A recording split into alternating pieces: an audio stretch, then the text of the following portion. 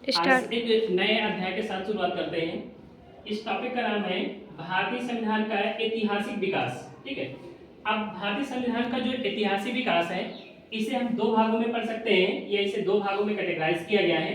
एक को रहता है कंपनी का शासन और एक को रहता है आपका सम्राट का शासन। यानी कंपनी के शासन में बताया गया है कि जो महारानी एलिजाबेथ होती है, महारानी एलिजाबेथ के द्वारा 1600 ईस्वी में ईस्ट इंडिया कंपनी की स्थापना होती है और इस 1600 ईस्वी से 1853 तक के चार्टर एक्ट को हम किस में रखते हैं, तो इसको रखते हैं कंपनी के शासन में। और 1853 के बाद जो भी आपके हमारे अधिनियम चले हैं, उन अधिनियमों को किस में रखते हैं हमारा, तो इसको रखते हैं ब्रिटिश सम्राट यानी सम्राट का शासन। अब ईस्ट इंडिया कंपनी की जो स्थापना होती है, वो स्थापना होती है 31 दिसंबर 1600 ईस्वी में।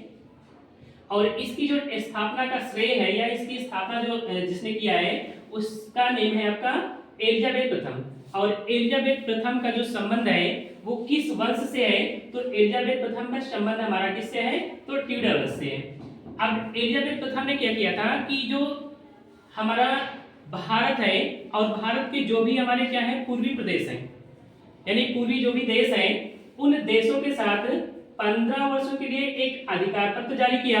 और इस अधिकार पत्र के तहत भारत व भारत के पूर्वी देशों के साथ क्या किया जाएगा, व्यापार किया जाएगा। आगे इसका जो सेकंड पॉइंट दिया गया है, इस सेकंड पॉइंट में बताया गया है कि जो हमारा ये प्रशासन है, तो इस प्रशासन को कौन चलाएगा, तो इस प्रशासन को चलाने की जिम्मेदारी किसको दी गई, गवर्नर की परिषद को दी गई। यानी गवर्नर और उसमें इंक्लूडेड सदस्य, यानी टोटल संख्या कितनी बताई गई, तो टोटल संख्या बताई गई है 24। यानी गवर्नर सहित टोटल कितने मेंबर होंगे, तो टोटल मेंबर होंगे हमारे 24 होंगे। और इन परिषद को संज्ञा क्या दी गई, तो गवर्नर व गवर्नर की परिषद, इसको क्या दी गई है, संज्ञा दी गई है। अब क्या होता है कि इसका जो अगला पॉइंट है, इसके अगले पॉइंट बताया गया है कि शुरुआत में इसमें जो साझेदार थे या पार्टिसिपेट कितने मेंबर्स ने किया था, तो इसमें शुरुआत में 217 साझेदारों ने क्या किया था, इसमें पार्टिसिपेट किया था। अगला है कि इस एक्ट में जो कमियां कुछ छूट गई हैं या जो भी लिपिबद्ध नहीं हुई हैं, उनको हमने किस आर्टिकल में या किस राजलेख में रखा है, तो अगला जो हमारा एक्ट आता है, उस एक्ट का नाम देता है आपका 1726 का राजलेख। अब 1726 का जो राजलेख आता है, इस राजलेख में बताया गया है कि जो कलकत्ता, मुंबई और मद्रास, यानी हमारे पास 3 प्रेसिडेंसियां थी और तीनों प्रेसिडेंसियों पर शासन चलाने की जो जिम्मेदारी मिली, वो किसको मिल गई थी, हमारे गवर्नर जनरल को। यानी इस एक्ट का जो पहला पॉइंट है कि इस एक्ट के तहत कलकत्ता, मुंबई, मद्रास प्रेसिडेंसी को राज्यपालों तथा उसकी परिषद को विधि बनाने की शक्ति, यानी विधि मतलब उसको कानून बनाने की शक्ति किसको मिल गई है, राज्यपाल को मिल गई है। इसका जो अगला पॉइंट बताया गया है कि इसके पहले यानी कलकत्ता, मुंबई, मद्रास प्रेसिडेंसी के जो कानून होते थे, इन पे विधि बनाने की इस एक्ट से पहले किसके पास इसकी अनुमति होती थी या कानून इससे पहले कौन बनाता था, तो बोर्ड ऑफ कंट्रोल बनाता था। और बोर्ड ऑफ कंट्रोल कहां पे होता था, तो बोर्ड ऑफ कंट्रोल के जो भी मेंबर होते थे वो कहां पे होते थे, तो ये इंग्लैंड में बैठे होते। यानी इसको दो भागों में बांटा गया है, एक बोर्ड ऑफ कंट्रोल, एक को कहा गया है बोर्ड ऑफ डायरेक्टर। यानी बोर्ड ऑफ कंट्रोल को कहा गया है नियंत्रण बोर्ड और बोर्ड ऑफ डायरेक्टर को कहा गया है व्यापारिक बोर्ड। अगला जो एक्ट आता है कि इस एक्ट के पहले जो भी हमारी कमियां आई है, जो भ्रष्टाचार होता था, उसको दूर करने के लिए इंग्लैंड में एक प्रधानमंत्री रहते हैं जिसका नाम रहता है लॉर्ड नाथ। तो लॉर्ड नाथ ने ब्रिटिश पार्लियामेंट में गुप्त समिति की सिफारिश पर एक विधेयक पेश किया और वो विधेयक जब पास हुआ तो उसे हम किस नाम से जानते हैं, तो रेगुलेटिंग एक्ट। यानी 1773 का रेगुलेटिंग एक्ट किसके द्वारा लाया गया था, तो ब्रिटिश प्रधानमंत्री लॉर्ड नाथ के द्वारा लाया था। और इस एक्ट के तहत कंपनी के शासन के लिए पहली बार लिखित संविधान के हैं कि इस एक्ट के तहत जो बंगाल का गवर्नर जनरल अभी तक बुलाया जाता था, यानी बंगाल के गवर्नर जनरल, अब उसके नाम में क्या किया गया, थोड़ा सा परिवर्तन करके उसके नाम को क्या किया गया, परिवर्तन करके उसे बंगाल का गवर्नर जनरल बना दिया गया। और जो बंगाल का पहला गवर्नर जनरल बना, उसका नाम क्या था, तो उसका नाम वारेन हेस्टिंग्स थे। अब थोड़ी सी वारेन हेस्टिंग्स की चर्चा कर लेते हैं। तो वारेन हेस्टिंग्स ने अपने टाइम ऑफ पीरियड में उसका जो सेनागार था या उसका जो शस्त्रागार था, उसने अपना शस्त्रागार को मुर्शिदाबाद से हटाकर कहां स्थापित कर दिया था, ढाका में स्थानांतरित कर दिया था। और उसके टाइम ऑफ पीरियड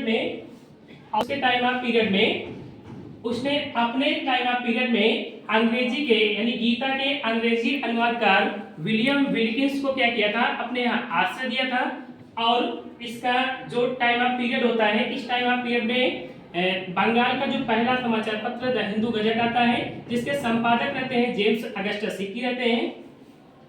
अब अगला जो इसका नेक्स्ट पॉइंट देखते हैं रेगुलेटिंग एक्ट का, तो इसके रेगुलेटिंग एक्ट के 1774 ईस्वी में कलकत्ता में एक सर्वोच्च न्यायालय क्या होता है, स्थापित होता है। और कलकत्ता के सर्वोच्च न्यायालय का जो मुख्य न्यायाधीश बनाया जाता है वो बनाया जाता है एलिजा एम्पे को बनाया जाता है। और इसके जो अन्य सहायक न्यायाधीश रहते हैं वो अन्य सहायक न्यायाधीश कौन रहते हैं, तो इसके सहायक न्यायाधीश चेम्बर्स, लेमेस्टर और हाइट रहते हैं। अब इस एक्ट के तहत और कौन से पॉइंट रखे गए थे, तो इस एक्ट के तहत जो हमारा बोर्ड ऑफ डायरेक्टर होता था, बोर्ड ऑफ डायरेक्टर के कार्यकाल को 1 वर्ष से बढ़ाकर कितने वर्ष कर दिया गया, तो 4 वर्ष कर दिया गया। और इसका जो अगला पॉइंट है, यानी जो 1/4 सदस्य होते थे, यानी जो 24 सदस्य गवर्नर की परिषद में होते थे, उन्हें प्रति वर्ष यानी 1/4 उसके जो सदस्य होंगे वो प्रति वर्ष क्या करेंगे, अवकाश ग्रहण करेंगे। और उसकी प्लेस पर नए सदस्यों का क्या हो जाएगा, चुनाव हो जाएगा।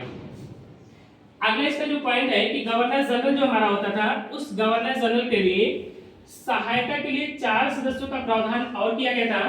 तो 4 जो उसके सदस्य थे उनका नाम है आपका फिलिप फ्रांसिस, क्लेवेरिंग, मॉनसन और बर्वेल्टर। अब इसमें जो कमी छूट जाती है उस कमी को दूर करने के लिए एक नया एक्ट आता है। उस एक्ट का नाम क्या रखा गया है, तो इस एक्ट का नाम रखा गया है आपका 1781 ईस्वी का एक्ट ऑफ सेटलमेंट।